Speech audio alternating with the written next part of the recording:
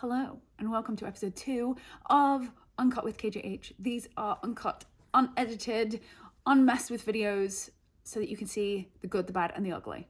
And today I'm going to do a one product 3 ways, and that one product is going to be this Chanel lipstick that is called Rouge Allure Extrait. I can't speak French, so I'm not even going to try. And the shade is, I have no idea because it's not written anywhere on the tube. Great. This is going to a good start. Here it is. Found it. Woo! It's called Rose Independant 818. Refillable. Great. First up, I'm already hydrated. I'm already prepped. My eyebrows are done. I'm going to just start with concealer. And I'm just going to use a little bit of Charlotte Tilbury. Just in the areas that I want it. And I'm always going to start with less because there's a chance that I will probably build it throughout the makeup. And I'm just going to use a little dense brush. This is a Rose Ink double-ended brush number 4. I'm just going to start buffing that in to the zones where I placed it. And what you'll end up finding when you do this technique is that you are priming this brush by applying the product with it and therefore making the brush have more concealer in it. So therefore I can go with what's left in the brush to other areas of the face, if that makes any sense. So by just sort of getting the brush sort of primed with the product and blending it into the areas that you are blending it into, you can then take that leftover that's still in the brush elsewhere and basically make it do more for you than what you might think. Okay, I always like to sort of go around the areas of creasing last. So down the sides of the nose is where product can gather, eyelids is where product can gather, and any sort of nasal labial folds, and just to kind of keep it simple. So next, I'm going to take a little bit of this on the back of my hand. This is a full sort of pigment, very creamy lipstick. If I want to go straight on with that, I can. However, I'm going to just take a little bit of the concealer that's on the back of my hand and mix it in. And I'm actually just going to go straight with that same brush and cocktail those two colors together.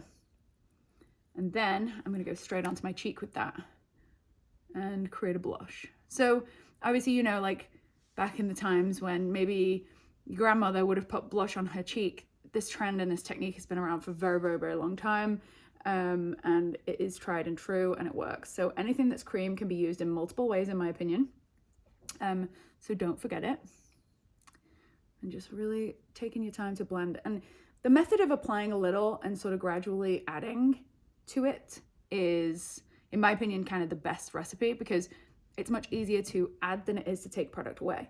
If you apply too much product, you'll find that, you know, maybe it takes you longer to take that product off than it does to gradually just apply a little bit more.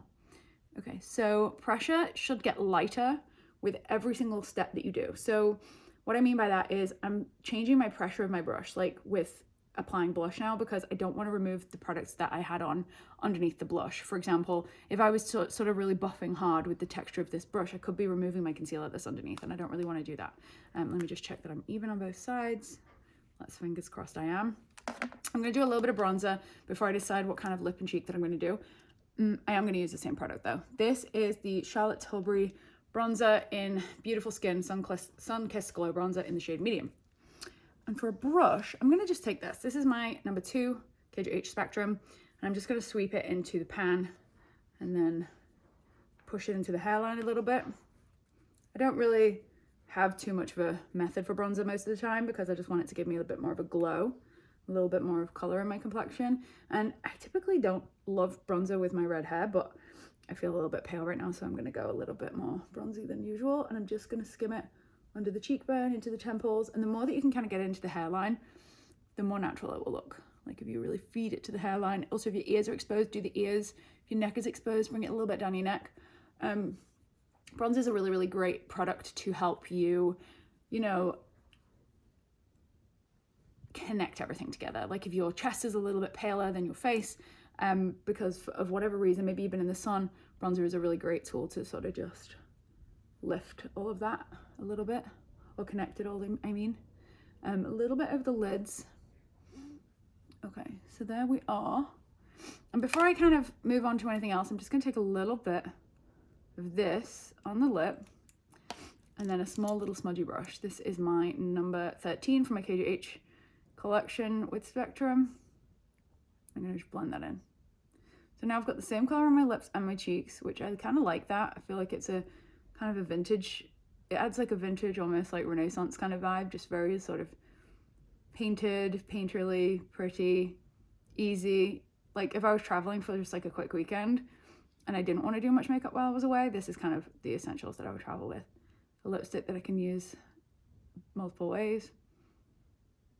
All right. My sort of comfort zone for lip is just adding a tiny, tiny bit of a lip liner. This is Endless Cacao from Makeup Forever. And I'm just gonna skim it slightly under there. And I like this because it adds a touch of volume, which I've never done lip filler, never say never, but it's not something that I kind of think I will do. But it gives you a little bit of a volume to the lip. And if you keep it quite central in the center of the lip and in the center of the bottom lip, it can look really sort of soft and pretty. The other reason why I really like to add a little bit of a taupe contour to the lip is actually because it provides a little bit of contrast, a little bit more contrast from whatever color it is that you've applied and your complexion. So let's say you've got pink undertones and you're applying a pink lip, a little bit of a taupe lip liner is actually a really good way to sort of really separate them and make them look more intentional, if that makes any sense. All right, I'm gonna now take a tiny, tiny bit of this lipstick again, and I'm just gonna I'm actually gonna use what's left on my hand. I'm not gonna take any more because I don't need to and it's wasteful. And I'm just gonna take a little bit of of concealer, and I'm just gonna mix it together on the back of my hand to create an even softer pink. So I've got something like this.